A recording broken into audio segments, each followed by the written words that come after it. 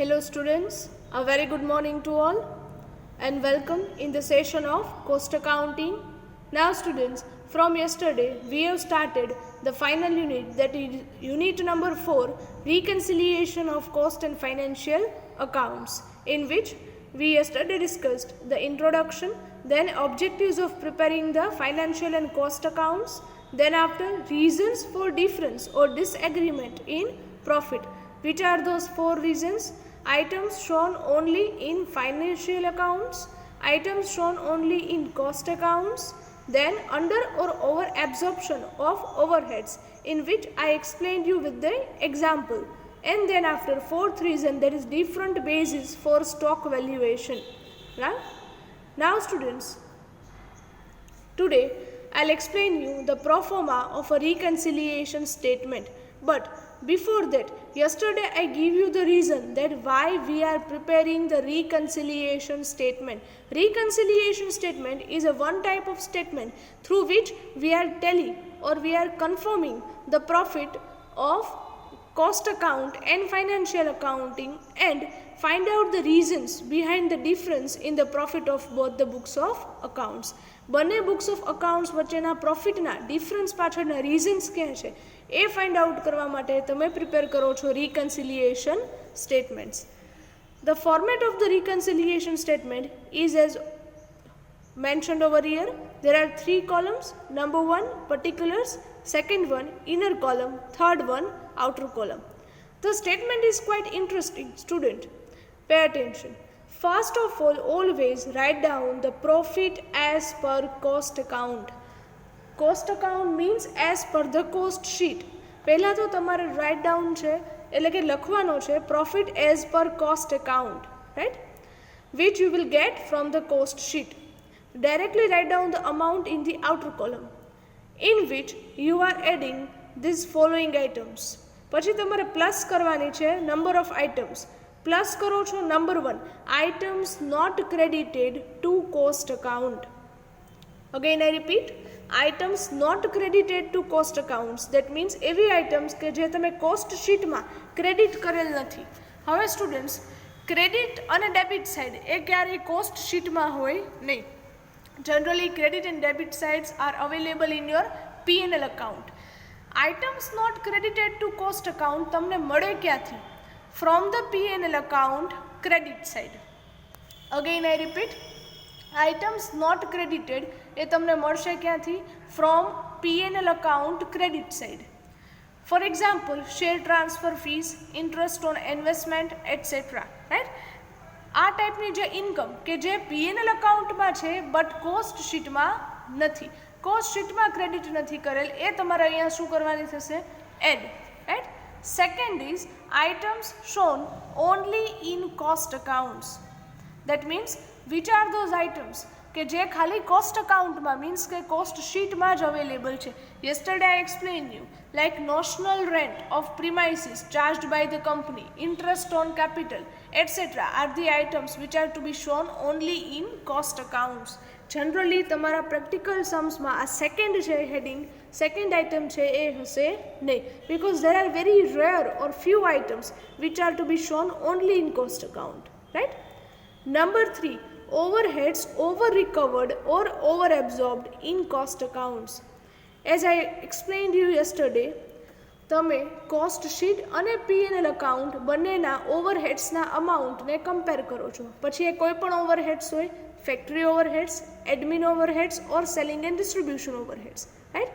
કોઈ પણ ઓવરહેડ્સ છે એને તમે કોસ્ટ શીટના ફિગરને અને P&L અકાઉન્ટના ફિગરને કમ્પેર કરો છો. If the figure of cost sheet is higher, that means કે જો કોસ્ટ શીટની અમાઉન્ટ છે હાયર હોય overheadsમાં, then that overhead is considered as the overheads over recovered, over valued or over absorbed. આ ખ્યાલ આવે છે સ્ટુડન્ટ્સ? આ સમજાય છે? રાઈટ? ચલો અહીં સુધી ક્લિયર થાય છે? Number 4, over valuation of opening stock of finished stock or opening stock of finished goods. Right? કઈ રીતે? over valued of opening stock એ ક્યારે કહેવાય? બરાબર ધ્યાન આપજો સ્ટુડન્ટ્સ, સમજજો. રાઈટ? ઓપનિંગ સ્ટોક ઓવરવેલ્યુડ ક્યારે કહેવાય? જ્યારે કોસ્ટ શીટનો અમાઉન્ટ ઓપનિંગ સ્ટોકની એ P&L અકાઉન્ટની અમાઉન્ટ કરતાં કમ્પેરિઝનમાં હાયર હોય. That means cost sheet amount is higher than the P&L account amount. Right. In short, જ્યારે કોસ્ટ શીટની અમાઉન્ટ હાયર હોય ઓપનિંગ સ્ટોકની ત્યારે એને શું કહેશો? Over valuation of opening stock. Just like the over recovered overheads. ઓવરહેડ્સની જેમ જ if the cost sheet amount is higher then it is called the overvaluation of opening stock. Fifth is given undervaluation of closing stock of finished stock. Right? Students, યાદ કઈ રીતે રાખવું? Overvaluation of opening, that means OO. Right? Undervaluation of closing stock. ફોર્થમાં over છે તો હવે શું લેશો? અંડરવેલ્યુએશન. ફોર્થમાં ઓપનિંગ સ્ટોક છે તો હવે શું લેશો? ફિફ્થ પોઈન્ટમાં ક્લોઝિંગ સ્ટોક. આ ખ્યાલ આવે છે? સમજાય છે સ્ટુડન્ટ્સ? રાઈટ. આ યાદ રાખવાની ટેકનિક કહું છું તમે. This all items are to be added in the profit as per the cost account. આ બધી આઇટમ્સ તમારે એડ કરવાની છે પ્રોફિટ એઝ પર કોસ્ટ અકાઉન્ટમાં. રાઈટ. ઇન શોર્ટ, આ બધી અમાઉન્ટ તમારે પહેલાં ઇનર કોલમમાં મૂકવાની છે, પછી બધાનો ટોટલ કરી અને ક્યાં લેશો? આઉટર કોલમમાં. જેવી રીતે અહીંયા મુકાવેલ છે એ રીતે. આ ખ્યાલ આવે છે સ્ટુડન્ટ્સ? સમજાય છે? રાઈટ. પહેલાં તો લખો છો profit as per cost account, જેમાં this all 5 items are to be added. જેમાં આ બધી આઇટમ્સ શું કરો છો? Plus. Right. Okay. Now there are certain items which are to be deducted from this. એવી કઈ આઇટમ્સ છે? ધ્યાન આપજો. તમારા પ્રોફિટમાં પહેલાં તો આ બધી આઇટમ્સ છે એડ કરો છો અને ટોટલ છે મૂકો છો. Right. Now next there are certain items which are to be deducted. So તમે અહીંયા માઇનસ કરો છો અને એ પોઈન્ટ્સ ક્યાં ક્યાં છે? Number 1, items not debited to cost account. That means એ આઇટમ્સ કે જે તમે કોસ્ટ અકાઉન્ટમાં ડેબિટ કરેલ નથી. ક્યાંથી મળે? From the P&L account debit side. P&L account debit side તમને જે બીજા એક્સપેન્સીસ આપે છે, for example income tax, loss on cell of investment or asset, preliminary expenses, return of etcetera. All such type of expenses we are not recording in a cost sheet, which are to be given only in the P&L account. તો તમે P&L અકાઉન્ટની debit સાઇડથી આવા જેટલા પણ expenses છે કે જે તમે cost શીટમાં નથી રેકોર્ડ કરતા એ તમે અહીંયા શું કરો છો? Minus. This is the first point. Second point, overheads. Okay students, અહીંયા એક કરેક્શન છે એ કરજો. અહીંયા ઓવર રિકવર્ડ છે ત્યાં અંડર રિકવર્ડ લખી નાખજો. શું લખશો? Under recovered. Right. Under recovered છે લખી નાખજો ખાસ. Overheads under recovered or under absorbed in cost accounts. Right. Again I repeat, over નથી લખવાનું અહીંયા. શું લખશો? Under recovered. રાઈટ. શું લખશો? Under recovered. Now students, next is overvaluation of opening stock. Okay, અહીંયા પણ એક ચેન્જ કરો છો સ્ટુડન્ટ્સ. હું કહું છું એ પ્રમાણે ચેન્જ કરજો. ઓવરવેલ્યુએશન છે ત્યાં લખો undervaluation of opening stock. Again I repeat, in point number 3 write down undervaluation of opening stock of finish stock. Right. And ફોર્થમાં પણ ચેન્જ કરો ઓવરવેલ્યુએશન ઓફ ક્લોઝિંગ સ્ટોક. ચલો, આ ખ્યાલ આવે છે સ્ટુડન્ટ્સ? આ ત્રણેય અહીંયા ચેન્જ કરી નાખજો. રાઈટ. અહીંયા જ્યાં જ્યાં ઓવર રિકવર્ડ છે, ઓવર એબ્ઝોર્બ છે ત્યાં અંડર રિકવર્ડ. થર્ડ પોઈન્ટમાં ઓવર વેલ્યુએશન નહીં બટ અંડર વેલ્યુએશન. અને ફોર્થ પોઈન્ટમાં અંડર વેલ્યુએશન નહીં બટ ઓવર વેલ્યુએશન. રાઈટ. ચલો, અહીં સુધી ખ્યાલ આવે છે સ્ટુડન્ટ્સ? ઓકે, હવે સમજીએ કઈ રીતે. Second point, overheads under recovered or under absorbed. કેમ ખ્યાલ આવે?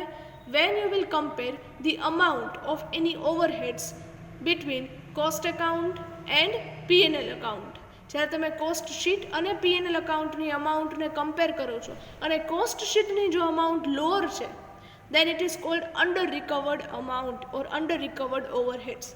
આ ખ્યાલ આવે છે? તો એ શું કરશો? Minus. Third one, under valuation of opening stock. Students, અહીંયા તમારે મેક્સિમમ કન્ફ્યુઝન થવાની પોસિબિલિટી છે.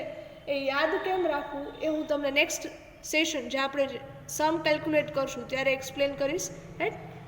અહીંયા તમારે જો ઓપનિંગ સ્ટોક અંડર વેલ્યુડ હોય તો એ માઇનસ થશે. અંડર વેલ્યુડ ક્યારે કહેવાય સ્ટુડન્ટ્સ? જ્યારે કોસ્ટ શીટની અમાઉન્ટ ઓપનિંગ સ્ટોકની કેવી હશે? Lower. Right. Fourth one, over valuation of closing stock. Over valuation of closing stock ક્યારે થાય સ્ટુડન્ટ્સ? જ્યારે કોસ્ટ શીટના અમાઉન્ટ એ કેવા હશે? હાયર ઓર લોઅર? હાયર. ત્યારે એમને શું કહેવાય? Over valuation of closing stock. આ બધી અમાઉન્ટ તમે ઇનર કોલમમાં મૂકો છો અને માઇનસ કરવાના છે, સો ઇન્ટુ બ્રેકેટ મેન્શન કરો છો. ફાઇનલી એ અમાઉન્ટ લઈ અને આઉટર કોલમમાં બધાનો ટોટલ કરીને મૂકો છો અને એ ડિડક્ટ કરો છો. So at last you will get the profit as per financial accounts. Students, આ છે ને એક સ્ટેટમેન્ટ તમે ટેલી કરવા માટે કરો છો. રાઈટ. કઈ રીતે? બરાબર સમજજો. કઈ રીતે કરશો? બરાબર. First, write down the profit as per cost account outer કોલમમાં. પછી there are certain items which are to be added. અમુક આઇટમ્સ તમે એડ કરો છો, જેમાંથી સ્ટુડન્ટ્સ ફોર્થ અને ફિફ્થ પોઈન્ટ છે એ બંને ઓપ્શનલ રહેશે. Why? Because over valuation of opening stock હોય તો અહીંયા પ્લસ થાય, બટ જો ક્વેશ્ચનમાં under valuation of opening stock હોય તો એ અહીંયા માઇનસ થશે. એટલે બેમાંથી એક હોય, ક્યારેય બંને હોય નહીં. સેમ વે, જો under valuation of closing stock point number 5 એ હોય તો પ્લસ થાય, બટ જો ક્લોઝિંગ સ્ટોક ઓવર વેલ્યુડ હોય તો એ શું થશે? માઇનસ. આ ખ્યાલ આવે છે સ્ટુડન્ટ્સ? એટલે પ્લસ કરવા કે minus opening stock and closing stock A depend રહેશે. રાઈટ. આ ચારેય પોઈન્ટ્સ ક્યારેય એક સાથે આવે નહીં. કોઈ પણ બે પોઈન્ટ્સ હોય ઓપનિંગ સ્ટોક અને ક્લોઝિંગ સ્ટોક માટે, either it will be over valued or it will be under valued. Right. Okay. So profit as per cost account, જ્યાંથી તમે તમારું સ્ટેટમેન્ટ સ્ટાર્ટ કરો છો, right, that you will get from the cost sheet. Profit as per cost account મળે ક્યાંથી? From the cost sheet. Then after you will add these items, then after you will deduct these items, and at last you will get the profit as per financial account. Financial account means profit as per P&L account. આ profit કેવો મળશે? Profit as પર P&L account. In short, તમે cost શીટના પ્રોફિટથી start કરો છો સમ, અને P&L અકાઉન્ટના પ્રોફિટથી તમારું સ્ટેટમેન્ટ છે એ કમ્પ્લીટ થાય છે.